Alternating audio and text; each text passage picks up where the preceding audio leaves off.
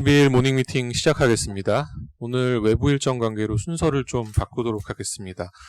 먼저 포스코 케미칼 변종만 위원 발표해 주세요. 네, 포스코 케미칼 실적이니까 간단히 말씀드릴게요. 어제 실적 발표 장중에 했고 두 개 주가 엇갈렸는데 포스코 케미칼은 주가가 빠지고 포스코는 좀 올랐습니다. 그 이유를 둘 다 실적은 부진했고요. 철강 관련된 부분은 다 안 좋았던 거 아시니까 그렇게 보시면 되고, 근데 이유는 그런 것 같아요. 포스코 케미칼은 좀 일단 테슬라 주가잖아요, 요즘에. 그래서 그런 거에 대한 부담감이 일부 있는 상황에서 실적이 안 나오다 보니까 좀 차익 실현이 나온 것 같고, 포스코는 그죠, 아무래도 이제 기대감이 없었는데 어제 콩쿠르에서도 얘기했지만 2분기보다는 3분기가 나아질 거라는 얘기를 하니까 그거에 대한 기대감이 오른 것 같습니다. 포스코 저희가 그 2분기에 본사 기준으로 1,085억 원의 영업 적자 기록했고 연결로는 1,677억 원 흑자를 냈는데 결국은 철강 쪽은 매우 안 좋았고 이제 철강 외쪽이 좋아서 흑자가 난 거고요. 창사 이래 처음이라고 할 수도 있습니다. 왜냐하면 분기 실적 발표한 2000년 이후에 처음으로 영업 적자를 본사 기준으로 냈고요. 3분기에는 저희가 좀 나아질 거라고 보는데 한 3,300억 정도 예상을 하는데 본사 기준으로도 1,000억대 영업이익은 예상을 합니다. 이유는 판매량이 늘어날 것 같아요. 2분기 판매량이 776만 톤으로 평소 판매량보다 한 100만 톤 정도 적었고요. 3분기부터는 855만 톤, 4분기 840만 톤 이렇게 좀 올라옵니다. 이유는 2분기 때 이연됐던 수요가 3분기에 좀 나타나기 때문이고, 다만 스프레드 개선은 크지 않을 것 같아요. 거의 없거나 크지 않은 정도로 예상을 합니다. 이미 원가도 많이 높아져 있고 가격 인상이 나서고 있지만 좀 시차가 좀 있겠죠. 그래서 실적 증가폭이 그렇게 크진 않다. 다만 이제 2분기 때 바닥은 좀 보여줬다라는 건데, 주가도 좀 어느 정도 반등은 좀 했고, 저희가 보기에는 그렇게 아주 주식시장 내에서 매력적인 존재가 되기는 아직 어렵다 이렇게 보고 있고요.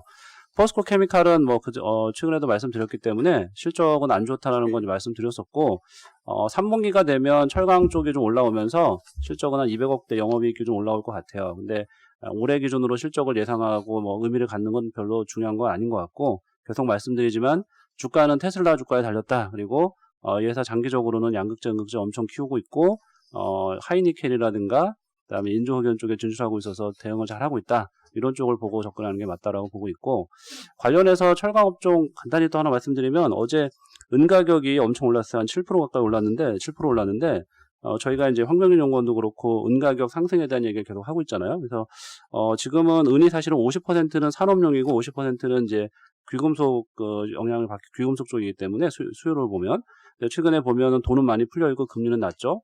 그 얘기는 계속 했었고, 근데 나머지 50%인 산업용 쪽 수요가 걱정이 됐었는데 최근에 이제 경기가 좀 기대가 되니까 또 영향이 있고요. 또 아시다시피 코로나19로 인해서 은의 주요 생산지가 페루나 멕시코 이런 데인데 생산이 잘 안 되겠죠. 공급 우려도 있고 그래서 가격이 급등을 하고 있습니다. 관련해서 저희가 하재석 연구원 얘기하는 게 황병윤 연구원도 그렇고 SLV라는 이제 미국의 그 ETF 얘기하고 있잖아요. 예, 그리고 국내 기업으로는 고려아연 계속 주목하라고 말씀드리고 있습니다. 네, 이상입니다. 철강석 가격 오른 게 그러면 이번에 반영이 제대로 안 됐다면 3분기에 좀 적극적으로 반영이 된다고 봐야 되면, 만약에 적극적으로 반영이 된다면 저희 보니까 한 3천억 정도 영업이익 기준으로 예상해놨는데 이 부분 조금 조정 또는 영향을 크게 받을 수 있는 상황인가요? 3분기에 본사 기준으로 한 1,000억대고 이제 연결 기준으로 한 3천억대 이익이니까 이게 이제 사실 철광석 영향이 회사나 어떤 업계에서 이렇게 알려진 것만큼 그렇게 임팩트가 크진 않아요. 왜냐하면 시차가 좀 되게 큰 게 있고요. 그래서 아마 4분기 영향이 더 있을 것 같고, 그리고 석탄 가격이 좀 약해졌어요. 이게 철광석만 우리가 주목을 하는데 석탄 가격은 좀 빠져있는 상태라서 그런 또 원가 감소한 효과도 있어요. 그리고 3분기는 확실히 말씀드리지만 2분기보다 물량이 한 100만 톤가량, 80만 톤, 100만 톤 늘어나잖아요. 단위당 고정비가 떨어진 효과가 있어서 아마 3분기까지는 원가 영향이 이렇게 클 것 같지는 않습니다. 이게 일시적인 말 그대로 지금 코로나 쇼크에 따른 급감이라고 하면은 모르는데, 이게 지금 시장에서는 구조적으로 이제 좀 안 좋아지는, 여기서 회복이 좀 안 되는 국면에 또 걱정감이 좀 있는데, 글로벌 피어들 실적하고 좀 비교했을 때 포스코는 좀 어떤지랑 확실히 업황 회복에 대한 기대를 좀 가져도 되는 건지 좀 궁금하네요. 일단 글로벌 업체들 적자 낸 애들이 대부분이고요. 그러니까 1분기 같은 경우 주요 철강사 중에 포스코만 흑자냈을 정도였으니까 2분기, 1분기에 죄송합니다. 그러니까 2분기는 포스코도 적자라면 다른 기업도 이제 실적 나오겠지만 보나마나 뻔할 것 같고, 본격적인 회복 국면이 아니라고 보고 있고요. 지금 중국에서 가격이 올라가는 거는 말씀드리죠. 원가 철광석 가격이 올라가고 또 중국은 경기 부양을 계속 하고 있고 중국의 철강 시장은 이제 그 유동성의 힘이 크거든요. 그러니까 그런 것들이 종합적으로 작용해서 올라가는 건데 글로벌 경기가 그렇게 좋아지는 건 아니기 때문에 아마 중국하고 중국 외 지역에 좀 차이가 좀 있을 거다라고 보고 있습니다. 포스코 케미칼은 실적이 부진했던 이유. 포스코 케미칼은 지금 실적 대부분이 그 철강 쪽에 관련되어 있는데 포스코가 그 광양 3고로를 원래 5월 말까지 개수를 하기로 했는데 7월 달로 연기기까지 하면서 좀 생산을 늦췄어요. 그러니까 포스코 공장이 잘 안 돌아가니까 포스코 케미칼도 당연히 영향을 받고요. 또 유가가 막 떨어지고 했었잖아요. 그러니까 포스코 케미칼이 콜타르 부분도 영향을 받았었고 자회사인 PMC텍도 PMC텍이 만드는 침상 콩쿠스 이런 게 지금은 전극봉 쪽으로 많이 쓰이는데 전극봉이 전기로에 들어가는 그 소재거든요. 근데 지금 중국 뭐 여러 가지 얘기가 좀 복잡하지만 철광석 가격이 올라가는 것도 중국이 코로나 때문에 스크랩 유통이 안 되니까 철광석 수요가 더 커서 그래요. 그러니까 전기로가 안 된다는 얘기예요. 그래서 지금 침상 콩쿠스가 안 좋고 이런 상황이라서 매우 안 좋습니다. 그리고 이제 회복되는 걸 보면 포스코가 3분기에는 판매량이 좀 늘어날 거라고 했잖아요. 그러니까 이제 거기서 좀 정상화되는 것 때문에 포스코 케미칼도 실적이 3분기에 좀 나아질 수 있는데 문제는 이제 포스코 케미칼에 저희가 집중하고 있는 양극재, 응극재 부분도 2분기 때 자동차 공장 서면서 출하가 제대로 좀 안 됐었어요. 그런 것들이 3분기에 이제 올라오는 걸 보고 접근해야 되고 말씀드리지만 올해 실적은 크게 의미 없다 이렇게 생각하시면 될 것 같습니다.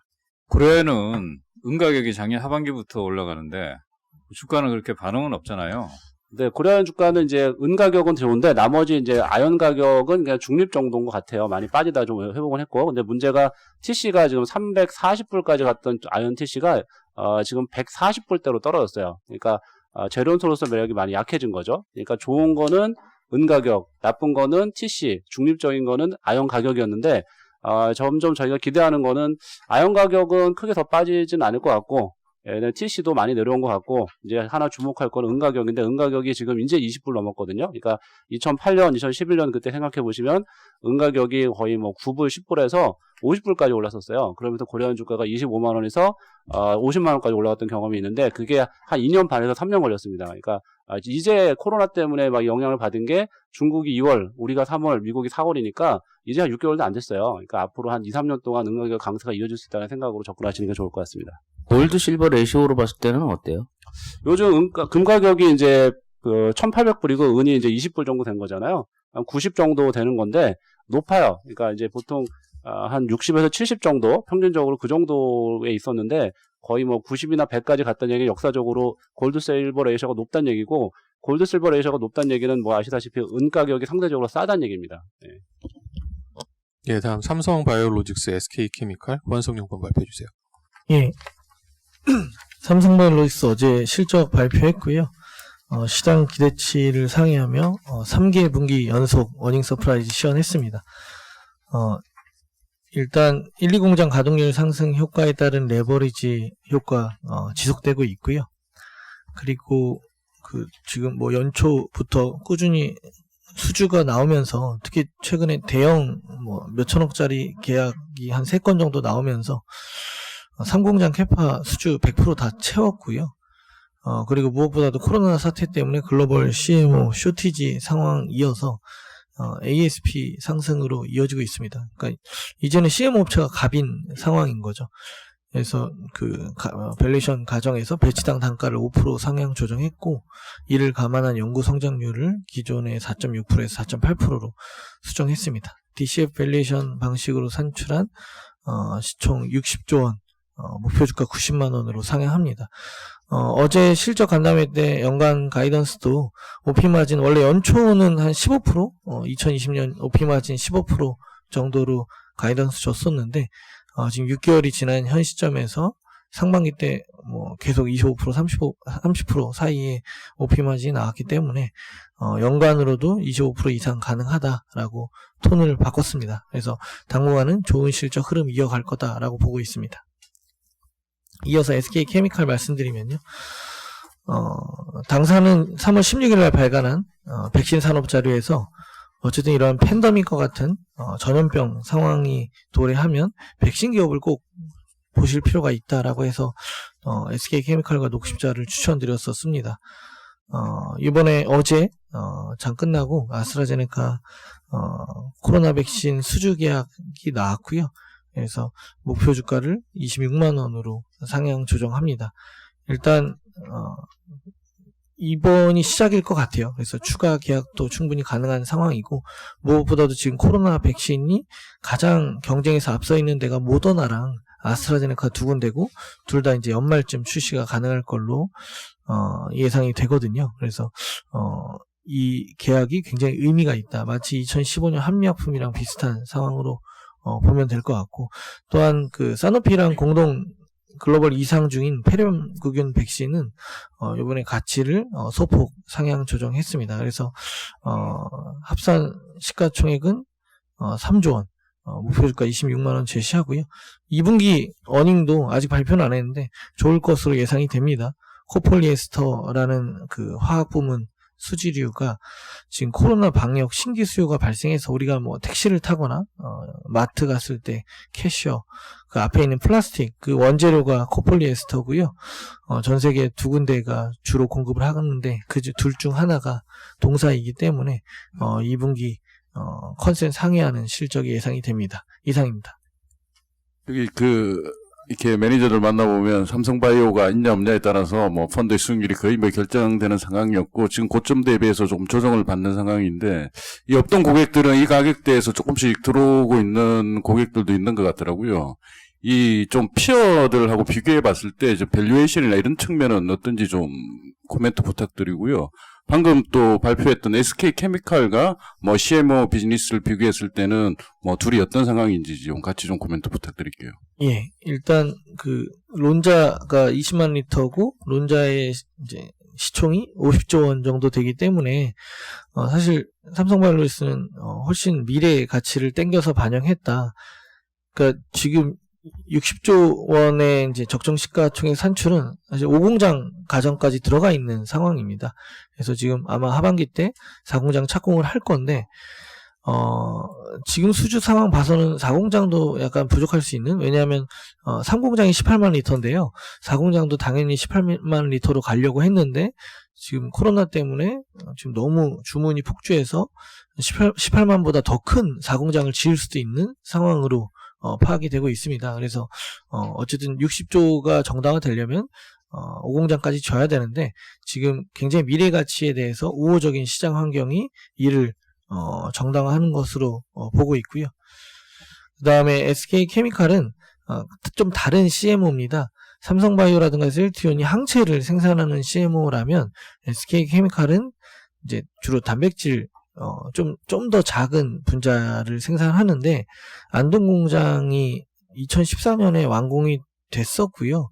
이게 1억 5천만 도주, 매출로는 한 1조 원 가까이 할 수 있는 공장 캐파인데 사실 거의 놀고 있었습니다. 6년 동안. 그래서 한 가동률이 10%도 안 되는 상황이었고요. 근데 이러한 그 단백질 생산하는 공장이 그만큼 이제 뭐 매력적이지 않은 분야였는데 갑자기 이제 코로나 백신을 만들려다 보니까 전 세계를 돌아다닌 거죠. 그래서 대량으로 생산할 수 있는 데가 여기밖에 없다. 그래서 아스트라제네카가 여기를 택한 거고요. 아주 우연히 이제 산업적인 큰 기회 요인을 맞았다. 특히 이제 이 단백질 위탁 생산 쪽에서 그렇게 판단을 하고 있습니다. 그 삼성바이오로직스랑은 이제 전혀 다른 영역입니다. 비즈니스가. 그 코로나 백신이 나온다든지 또는 뭐 코로나가 잠잠해지면 그러면 SK 이쪽 공장은 뭐 쉴 수도 있는 건가요? 잠깐 뭐 운 좋게 되는 건가요? 아니면 계속 좀 지속적으로 성장을 할 수 있는 상황인가요? 아마 독감 백신처럼 이제 매년 맞아야 되는 백신이 될 것 같습니다. 그래서 뭐 일회성은 아닐 것 같습니다. SK케미칼 이번에 CMO가 SK바이오사이언스에서 하는 거잖아요. 예. 요게 이제 향후에 상장 예정이고. 근데 SK그룹 내에 또 CMO 회사가 따로 있잖아요. 이 관계는 어떻게 되나요? 일단 최창원 계열이냐 최태원 계열이냐에 따라서 나뉘고요. 최태원 계열 쪽이 이제 주 SK 밑에 SK바이오팜이라든가 SK팜테코, SK바이오텍 같은 자회사들이 있고 SK바이오텍이 바로 말씀하신 이제 CMO인데 케미컬 드럭 CMO고요. 그 다음에 최창원 계열을 보면 이제 SK 디스커버리 밑에 SK 케미칼이 있고 그 밑에 이제 SK 바이오사이언스가 있습니다. 그래서 바이오사이언스는 주로 이제 백신 사업만을 영위하고 98% 자회사이기 때문에 현재로서는 이제 케미칼이 다 가치를 갖고 있다라고 보는데 아마 뭐 조만간 또는 이제 아마 내년 1년 안에 상장을 하게 된다면 또 SK 바이오사이언스도 바이오팜처럼 이제 또 하나의 이제 한국의 대형 바이오 업체가 이제 등장할 거고요. 그리고 말씀드린 것처럼 이제 백신 CMO 쪽을 주로 하게 될 것 같아서 케미컬 드러그, 그러니까 그 팜테코랑 이 바이오 사이언스는 이제 전혀 다른 CMO다라고 보시면 될 것 같습니다. 이 어제 기사 보니까 아스트라제네카하고 계약이 좀 한시적인 계약 같더라고요. 그건 어떻게 되나요? 그게 기사를 이제 내용까지 자세히 읽어보시면 제목은 이제 의향서로 나왔는데요. 그 보건복지부 장관도 오고 해서 이제 협약식을 맺은 거고요. 근데 실제로 계약까지 이어진 거는 이제 CMO 계약까지 이어진 게 있습니다. 기사 내용을 자세히 보시면 계약을 체결했다라는 문구가 있어서 그 부분은 좀 혼돈이 없으셨으면 합니다. 네. 예, 이어서 삼성물산 말씀드리겠습니다. 역시 실적이고요. 2,400억 영업이익 나왔습니다. 컨센서스보다 잘 나왔고요. 뭐 지금 방금 들으신 그 바이오로직스가 바이오 사업 부문으로 연결이 되기 때문에 여기 실적 잘 나온 게 크게 기여를 했습니다. 상세한 실적은 3페이지에 나와 있고요. 이익의 절반 이상을 기여하는 건설이 사실 일부 우려가 되는 부분이 있었는데 싱가포르나 말레이시아에서 한 달 정도 코로나로 인해서 작업 중단이 됐었던 부분은 실적으로 봤을 때는 전혀 문제가 없는 걸로 이제 나왔습니다. 매출이 한 2천억 원 정도 지연된 부분이 있는데 비용적인 측면에서는 좀 미미하게 들어갔었던 것 같고요. 그리고 2분기 수주가 5년 만에 반포 신반포 주택 재건축 수주를 포함해서 2.7조 원 인라인으로 가고 있습니다. 하반기에는 건설 쪽에 있어서는 이슈는 없고 실적적으로 크게 문제가 없을 걸로 보이고요. 3분기에도 영업이익 2,400억 정도 전망을 하고 있습니다. 실적이 상당히 안정적이고 그리고 배당 수입이 계속 전자로부터 잘 들어오고 있어서 이런 부분들은 계속 강조를 드리고 있는 부분이고요. 밸류에이션은 지금 NAV 대비 60% 할인입니다. 연초에 삼성준법감시위원회 설치했고 총수가 대국민 사과하는 이런 리스크를 낮추는 작업들은 다 했고요. 말 그대로 진인사 대천명입니다. 이 재판만 끝나면 불확실성은 이제 해소가 되고 밸류에이션이 좀 부각이 될 거라고 생각을 합니다. 다음 포스코 인터내셔널이고요. 실적은 컨센을 충족하는 실적이 나왔는데 뜯어보면 무역 쪽은 잘 나왔고 이익의 3분의 2가 나오는 미얀마 가스전은 조금 이제 안 좋아지는 기미가 보입니다. 미얀마 가스전이 계속 말씀드렸던 테이크오페이 조항 때문에 그 물량은 비수기임에도 많이 나가는데요. 이게 이제 직전 4개 분기 유가에 연동되는 판매 가격이기 때문에 판매 가격 하락이 좀 크게 나왔고 이것 때문에 영업이익은 물량에 비하면 좀 미미한 수준의 증가가 나왔습니다. 3분기에도 이런 추세는 이어질 걸로 보이고요. 무역 쪽은 다행히 식량 쪽 확대하는 게 잘 되고 있는데 미얀마 가스전 판가 하락은 하반기로 갈수록 이제 1분기 숫자가 들어가기 때문에 1, 2분기 숫자가 들어가기 때문에 점점 안 좋아질 걸로 보입니다. 사실 1분기에 그 마하 구간에서 광구에서 이제 신규로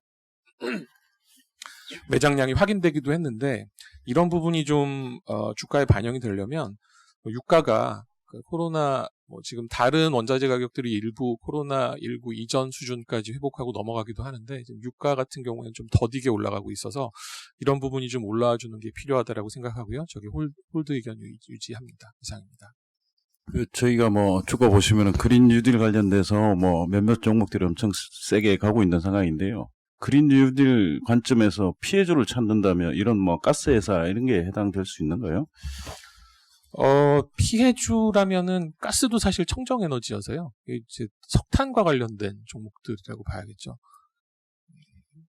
그 SK가 바이오팜으로 주가가 많이 올랐는데 물산이 삼바 기업 가치 상승으로 좀 움직일 가능성 어떤지.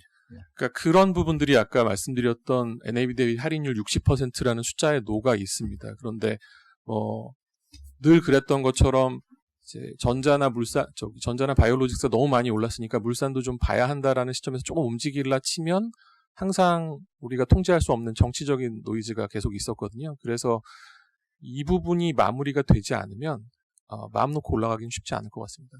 사실 파기환 송심이 5월 달만 해도 금방 이제 진행이 될 걸로 봤는데 다시 수면 아래로 내려갔고요.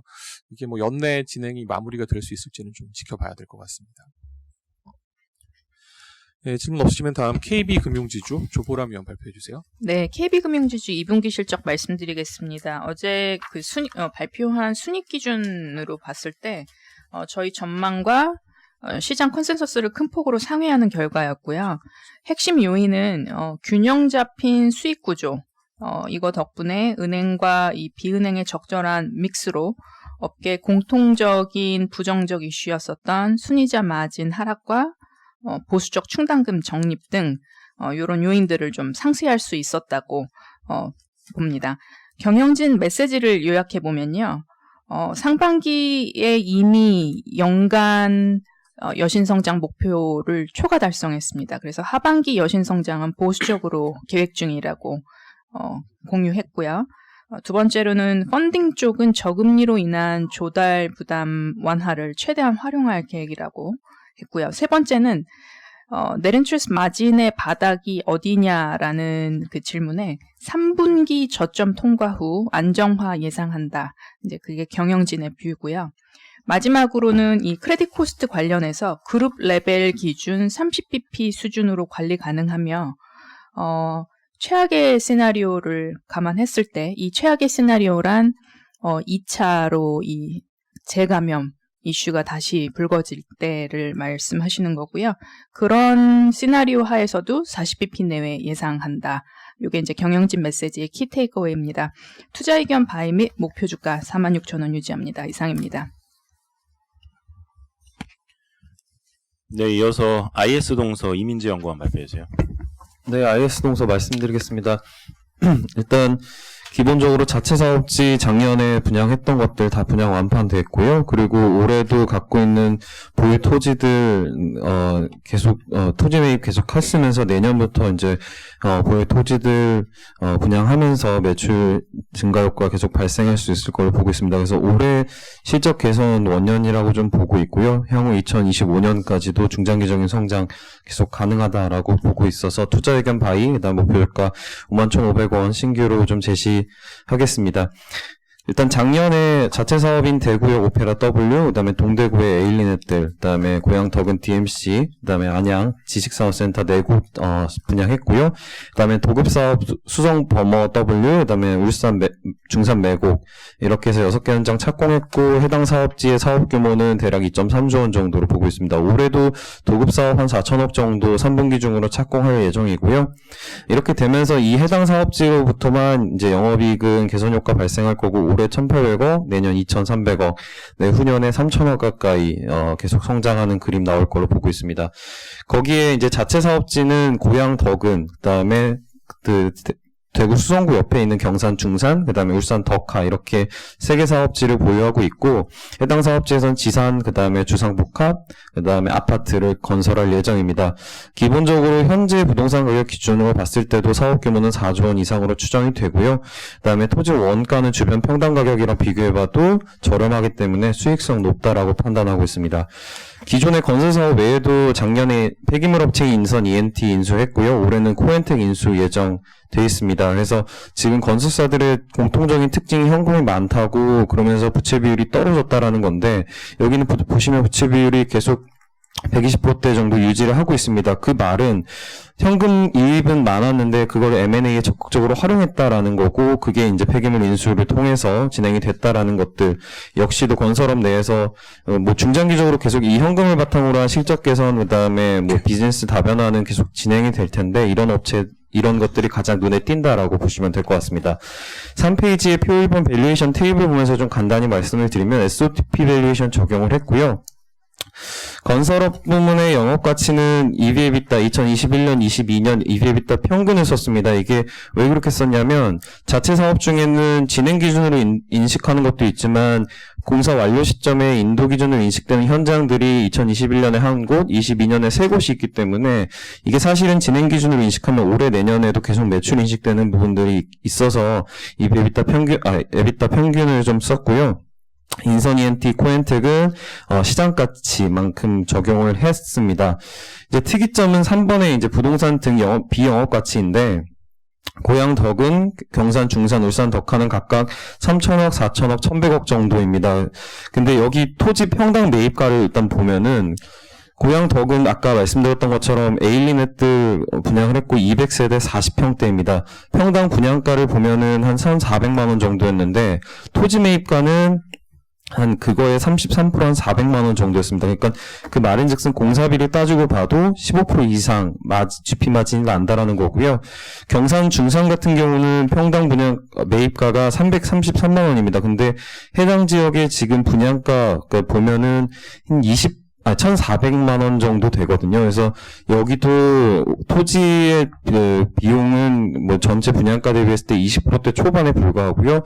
울산 덕화 같은 경우에도 현재 거래되고 있는 매매가가 800만 원 정도입니다. 근데 매입가는 한 183만 원 정도 되기 때문에 토지비는 전체 23% 정도밖에 안 되기 때문에 경산과 울산으로부터 벌어들이는 GP 마진은 최소 20% 이상으로 좀 추정을 하고 있습니다. 그래서 그렇게 통해서 이제 저희 계산을 좀 했고 5페이지에 보시면 그림 2번인데 이제 이게 건설업인데 밸류에이션을 이렇게 높게 받아도 되느냐에 대한 물음표들이 있으십니다. 근데 일단 기본적으로 건설업이 갖고 있는 비즈니스는 국내 도급과 해외 수주 두 가지입니다. 근데 IS 동서 같은 경우는 디벨로퍼라고 보셔도 될 것 같고요. 토지를 보유해서 그거를 분양하면서 이제 사업을 하는 거고, 실제로 2014년에 용호만 W 분양을 하면서 이 가파르게 성장을 했고, 그 당시에 밸류에이션 빠르게 올라왔었습니다. 물론 그 이후에 추가적인 사업들이 좀 더디게 진행되면서 밸류에이션 떨어졌는데,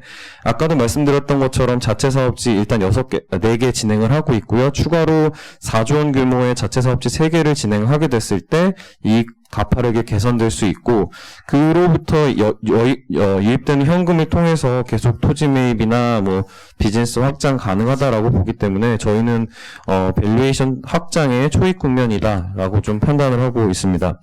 6페이지에 고양 덕은만 좀 간단히 말씀드리면 15,000평 정도 규모고, 고양 덕은은 저기 상암 DMC 바로 옆에 있는 가양대교 바로 옆에 있는 지역이고요. 여기가 국방대학교 부지와 함께 개발을 할 거고, 일단 아파트 5,000세대 정도, 그 다음에 지산 한 6개 정도의 용지에서 8개 정도는 용지에서 지식산 센터를 분양을 할 예정입니다.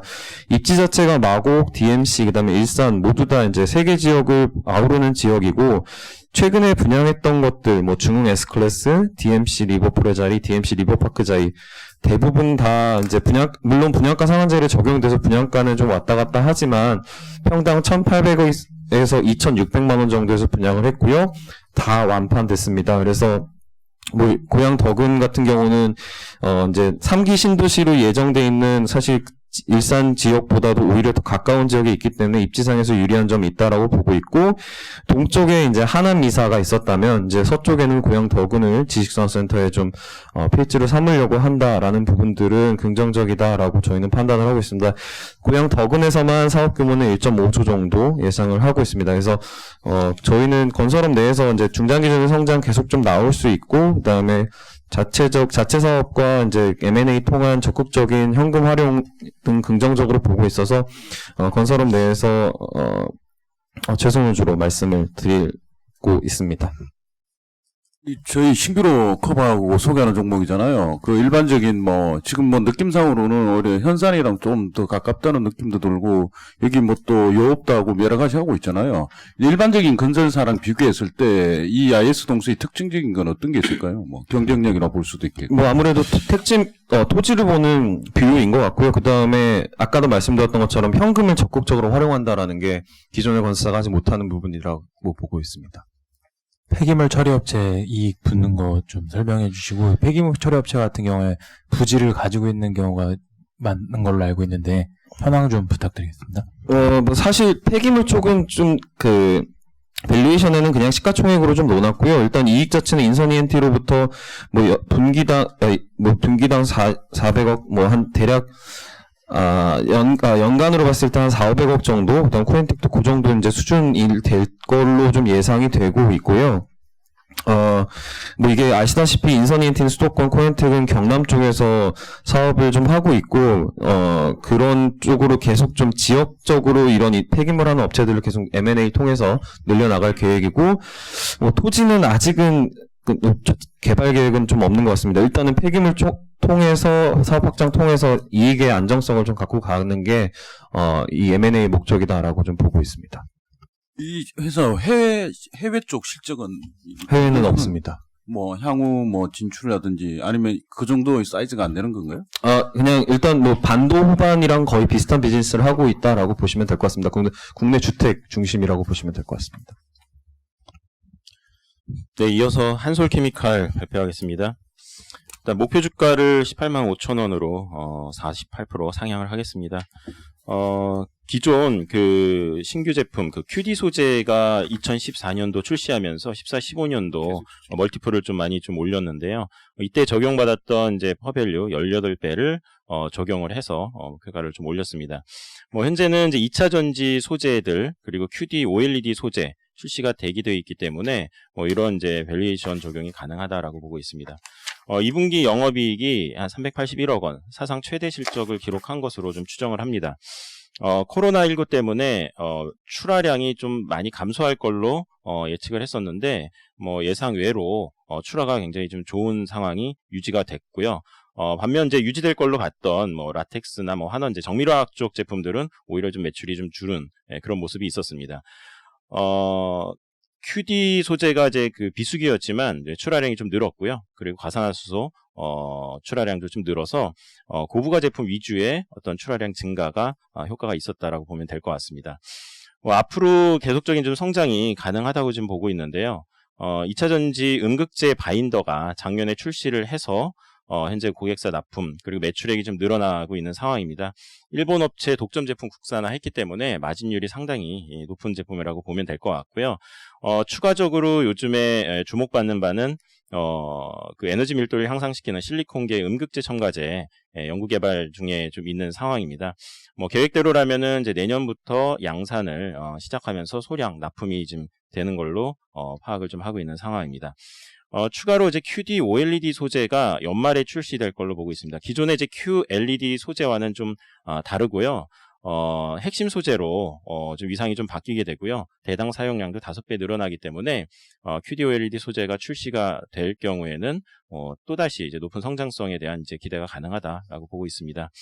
3분기 지금 영업 상황 괜찮은 걸로 좀 파악이 돼서 다시 한번 이제 분기 최대 실적 경신할 걸로 예측을 하고 있습니다. 이상입니다.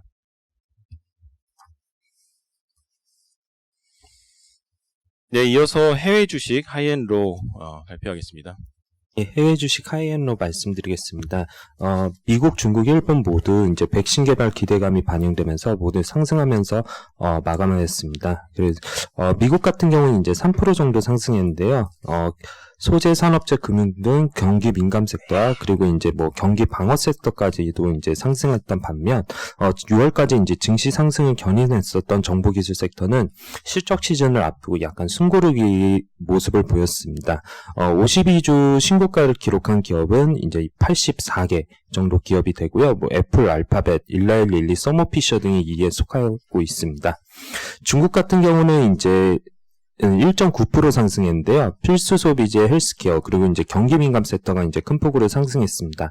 반면 이제 최근에 좀 급등했었던 금융이나 에너지, 부동산 섹터 같은 경우 고점 대비 이제 하락하면서 지수 상승을 다소 제한하는 모습을 보였습니다. 최근에 이제 급등했었던 종목들을 보니까요.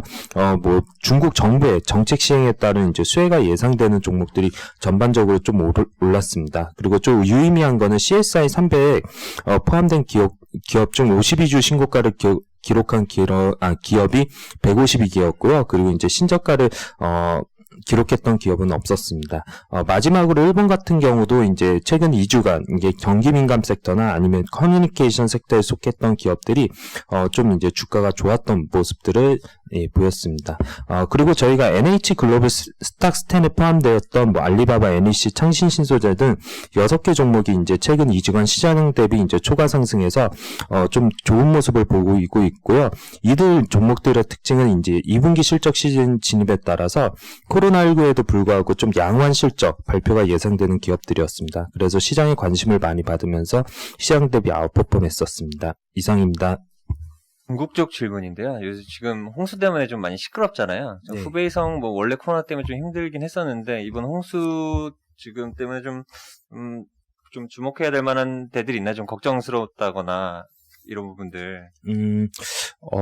이제 수혜가 좀 예상되는 기업들은요, 중국의 이제, 인프라 건설 기업이 있긴 있는데 뭐 철도 건설이나 중국 이제 뭐 중국 중철, 교통 건설 그리고 전력 건설 이런 애들 같은 경우 인프라 비중이 실질적으로 좀 관련돼 있는 비중이 좀 적다 보니까 미미하다 보니까 그런 기업보다는 오히려 좀 좋을 수 있는 거 전반적으로 많이 쓰일 수 있는 게 시멘트입니다. 그리고 이제 또 하나는 이제 방수 소재해서 저희 52주 신고가에도 포함했었던 동방 우홍 방수 같은 경우는 이제 좀 방수 관련된 그런 재료를 중국에서 가장 많이 판매하는 기업이거든요. 그래서 시멘트나 아니면 이제 방수 소재 이런 기업들이 수혜를 받을 수 있고요.